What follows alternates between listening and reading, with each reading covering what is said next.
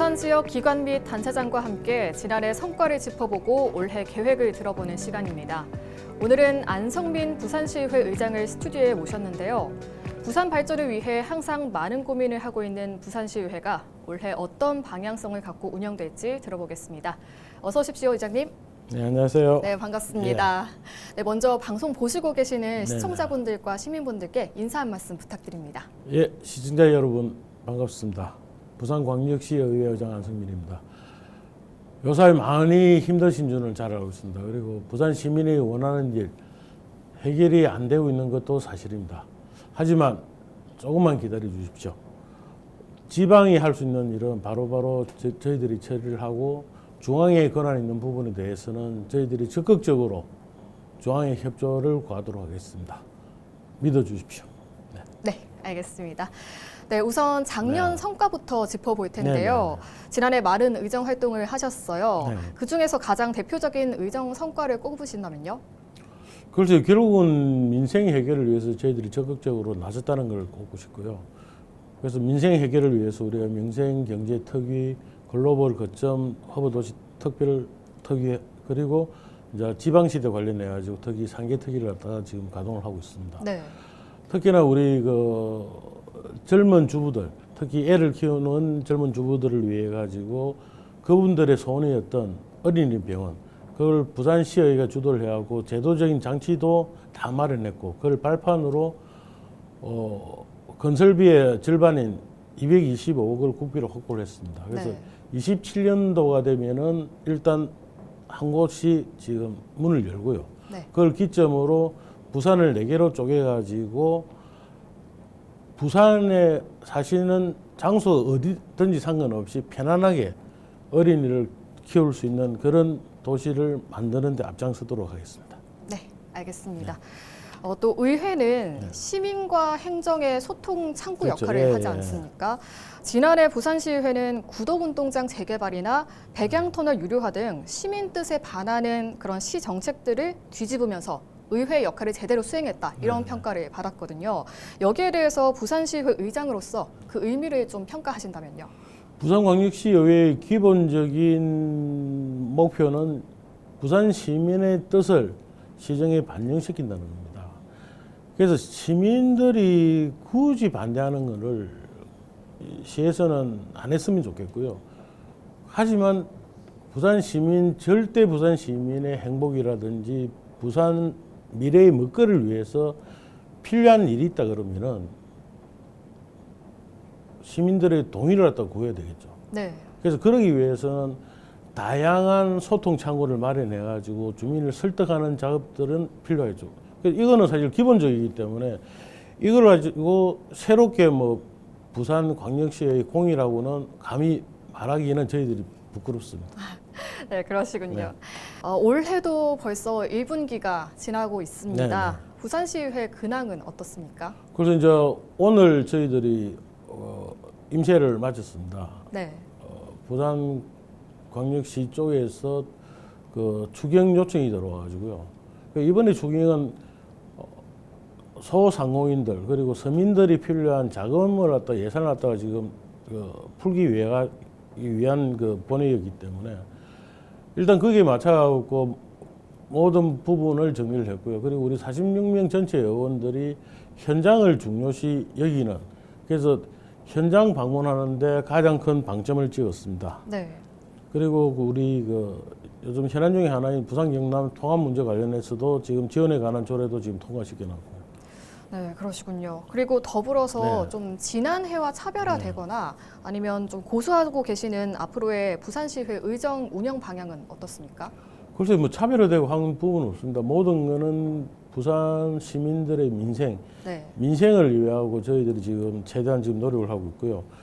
그래서 그거와 관련해 가지고 우리 전기요금 차등제 그 부분에 대해서는 일단 국회에서는 지금 다 정리가 되어 있지만 그 안에 내용을 보면은 전국을 수도권, 비수도권 그리고 제주권 이렇게 3개 분야로 나눠가지고 이 전기요금을 갖다 차등을 갖다 둔다는 부분인데 이 부분에 대해서 상당히 좀 문제가 있지 않나. 아무리 비수도권이라 하더라도 지금 부산 같은 경우는 전기 발전율이 거의 200%예요. 네. 그래서 반은 우리가 쓰고 반은 우리 이웃 시도한테 지금 전기를 공급해주고 있습니다. 네. 우리가 간단히 생각하더라도 우리의 전기가 양산이나 다른 경남 쪽으로 가려고 하면 송정탑이 얼마나 많이 필요합니까? 네. 당연히 비용이 많이 들기 때문에 요금이 달라져야 되겠죠. 그래서 대전 같은 경우는 3%이기 때문에 그래서 얘는 비수도권 내에서도 이런 부분은 합리적으로 조정이 돼야 된다. 그에 대해서 중앙정부 그리고 국회하고 지금 계속적으로 대화의 채널을 갖다가 열어놓고 있습니다. 네, 알겠습니다. 또 최근에 부산시의회가 개원 이래 처음으로 네. 이 개방형 공모를 통해서 사무처장을 선발했거든요. 네, 네. 화제가 됐었는데 네. 이 개방형 공모 인사의 배경과 의미는 어떤 건가요? 저희도 지금 민선 자체가 시작된 지가 올해 들어서 30년입니다. 그리고 우리가 지방의회는 34년이 지났습니다. 그동안에 그 지방자치가 이게 제대로 운영이 안 되다가 이제 최근에 뭐 인사권이 약간 어느 정도 독립되고 그래서 약간의 노력은 보였는데요. 그동안 우리 부산시의 사무처의 최고 수장인 사무처장 자리는 거의 관리적으로 시장이 임명한 사람, 그러니까 2급 갓성진한 분이나 안 그러면은 거의 퇴임하시는 분들이 오다 보니까 사실 자기의 역할을 제대로 안 했다는 평이 상당히 많았습니다. 그래서 네. 저희들이 생각하기에는 이게 부산시의 대변인이 필요한 것이 아니라 부산 시민들의 대변인이 필요하다. 그래서 지금 기존에 서울 경기가 지금 개방을 했고 그리고 저희들이 이번에 개방을 했습니다. 그래서 아주 예전에 비해 가지고 좀 적극적인 의회 사무처의 그 모습을 아마 시민 여러분께서는 아마 보시게 될 것입니다. 네, 알겠습니다. 네, 이제 현안들을 좀 짚어볼 네, 네. 텐데요. 우선 가장 우선되는 현안은 아무래도 민생 경제가 아닐까 그렇죠. 싶습니다. 이 시의회 차원에서는 관련해서 어떤 노력들을 하고 계신가요? 이 민생을 생각할 때만 되면 참 가슴이 답답한데요. 이 저희들이 지방의회다 보니까 권한이 한정돼 있습니다. 네, 분명히 헌법에 이 법률의 범위 내에서만 하도록 되어 있기 때문에 저희들이 시원하게 우리 시민들의 세금을 감면해주고 할 수 있는 권한이 저희들한테는 없습니다. 네, 그래서 겨우 할 수 있는 일이라고는 국회를 방문을 해서 이러한 부분을 좀 해소를 해달라. 그런 역할은 밖에 할 수 없는 부분들이 정말 안타깝고요. 하지만 저희들이 할 수 있는 부분, 그래서 저희들이 전반기 때는 BNK 부산은행하고 MOU를 체결해갖고 500억 규모의 소상공인이나 청년들이 고금리를 쓰시는 분들을 저금리로 갈아탈 수 있는 그 프로그램을 갖다가 한번 한 적이 있고요. 네, 이번에는 이 금액을 갖다 2천억으로 지금 늘려놨습니다.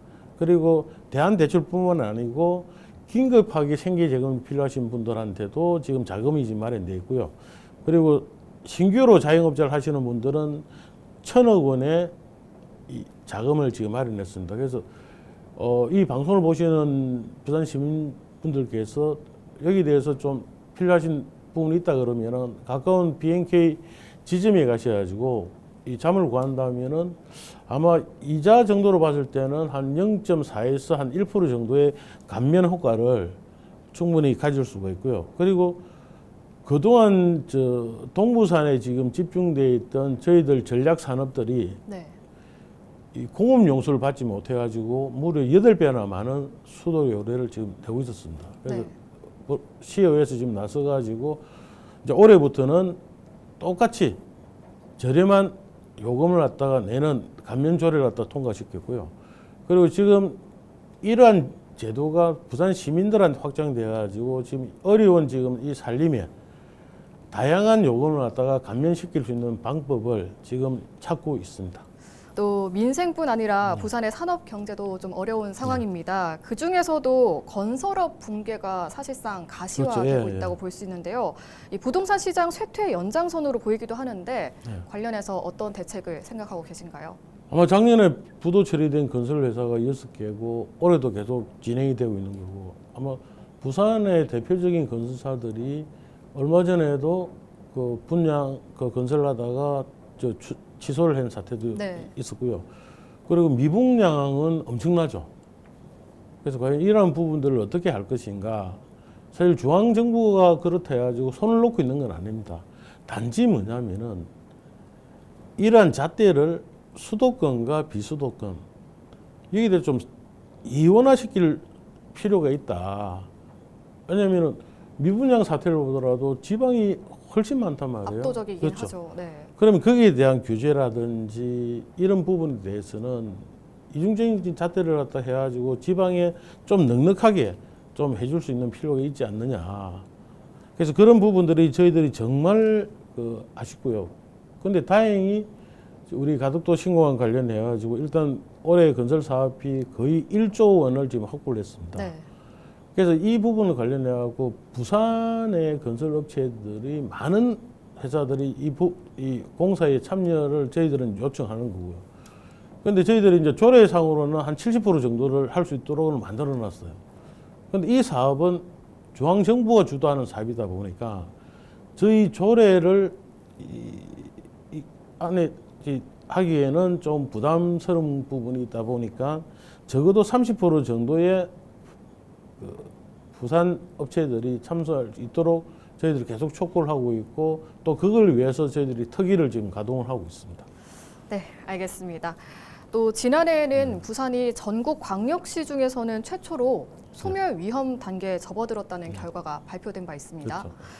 의장님의 지역구인 영도구가 특히 인구 소멸 위기 지역인데 그래서 더 대응 방안에 신경을 쓸 거라고 생각이 되거든요. 어떻습니까? 대응책이 있습니까? 그런데 이 부분 관련해서는 지금 부산이 소멸 위험 단계에 지금 들었다니까 마치 대한민국 전체에서 부산만 지금 억수로 위험한 걸로 지금 생각을 하고 있단 말이에요. 네. 그렇진 않아요. 0.01% 이 차이로 지금 대구, 대전 다 지금 소멸 위기에 다 들어가 있습니다. 그 소리는 뭐냐면은 수도권만 빼고 대한민국의 모든 지방들이 소멸 위험 단계에 있다는 소리예요. 네. 이거는 대한민국 자체가 지금 소멸 위기에 지금 네. 접어들었다고 지금 할 수 있잖아요. 자, 그렇다고 수도권이 또 안전하냐? 이게 출산율로 따지면은 부산은 0.65입니다. 서울은 수도권은 0.5예요. 네. 그러니까 위기상으로 봐서는 수도권이든 지방이든 다 공멸의 위기에 있다는 거예요. 그래서 이럴 때 현명하게 이 수도권이든 지방이든 대응을 할 필요가 있지 않느냐.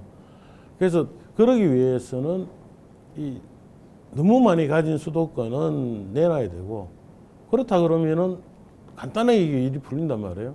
그래서 저희들 지금 부산광역시에 의해서는 또 이런 문제 말고도 또 다른 또 원인이나 자꾸 우리끼리만 자꾸 보는 경향이 있는데 그래서 외국인들을 불러가지고 6월 2일 날 저희들이 지금 포럼을 갖다가 지금 개최를 지금 하려고 하고 있습니다.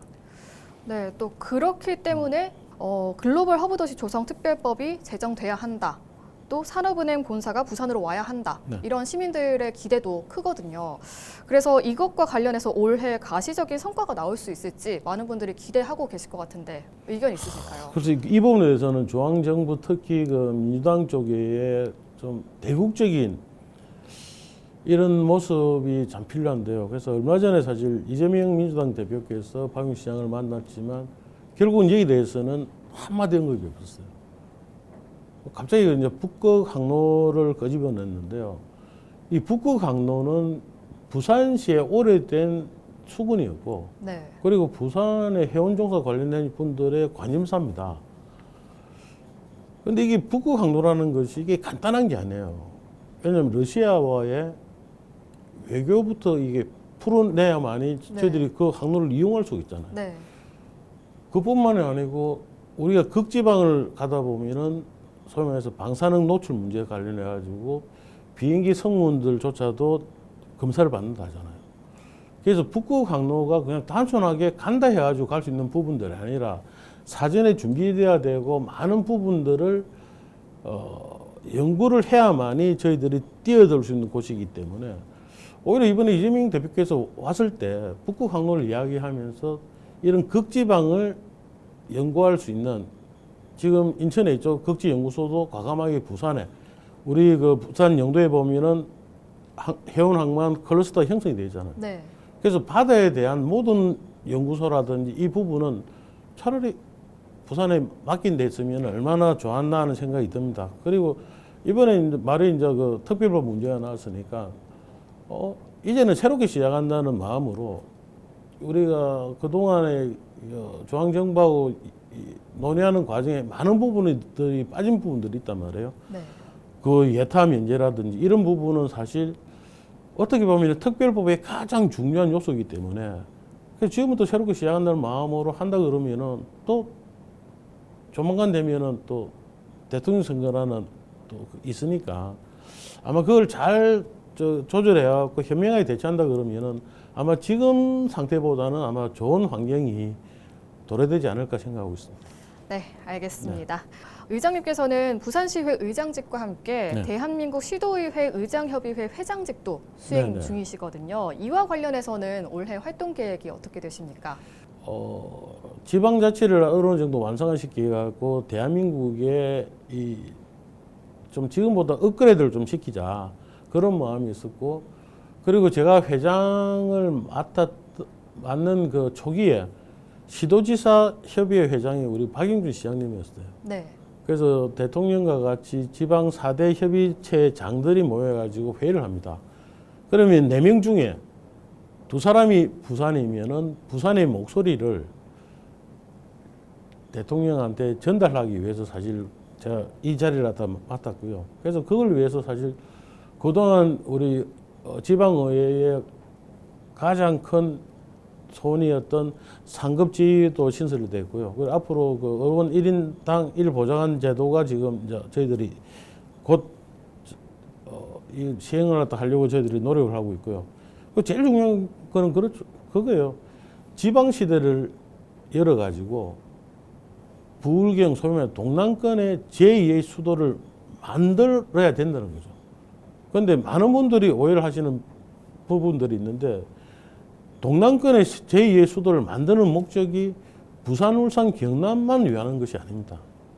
대한민국이 G7 안으로 들어가기 위해서는 이게 꼭 필요하다고 그거는 한국은행 보고서에 쫙하게 명시돼 있어요. 네. 그래서 그걸 갖다가 중앙정부 특히 용산 쪽에서는 인지를 하고 있는데 아마 중앙부처 그리고 국회의원들 자기 지역구 이런 문제들이 얽히다 보니까 지금 잘 안 풀려나가고 있는데요. 그런데 지금보다 경제가 더 어려진다 그러면은 어차피 수도권도 자기가 살기 위해서는 아마 부울경의 제2의 수도를 만드는 것에 대해서는 아마 동참하리라고 저는 생각하고 있습니다. 네, 알겠습니다. 오늘 언급한 현안 외에도 또 추가로 언급하고 싶은 시의회 활동 계획이 있으시다면요? 너무 많죠. 네. 올해 우스갯소리로 그런 이야기를 합니다. 수도권과 지방의 불균형 문제를 이야기를 하지만 네. 부산시 안에서도 불균형이 존재해요. 동부상권, 원도시인권, 서부상권, 특히 이러한 권에도 말을 못하고 있는 동네 금정권. 그래서 이러한 문제도 저희들이 지금 관심을 기울여야 될 필요가 있다 보고요. 그리고 뭐 노인과 바다, 노인과 아파트라는 말을 갖다가 비아냥 소리를 많이 듣고 있는데요.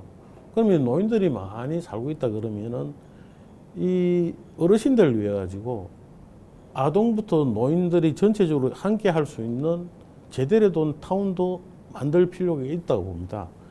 그리고 가장 중요한 미래 인재 양성을 위해서라도 우리 고등학교부터 시작해가지고 특수한 목적을 가진 다양한 학교들을 만들어가지고 그걸 통해서 대기업을 유치를 하고 떠나가려고 하는 기업들을 붙잡아야 되고 그러면은 일자리가 다양한 일자리를 창출해야만이 오히려 이 부산의 미래가 좀 젊고 다이나믹인 그런 부산이 저는 된다고 저는 확신을 하고 있습니다. 네, 알겠습니다. 오늘 말씀 잘 들었습니다. 감사합니다. 네, 고맙습니다.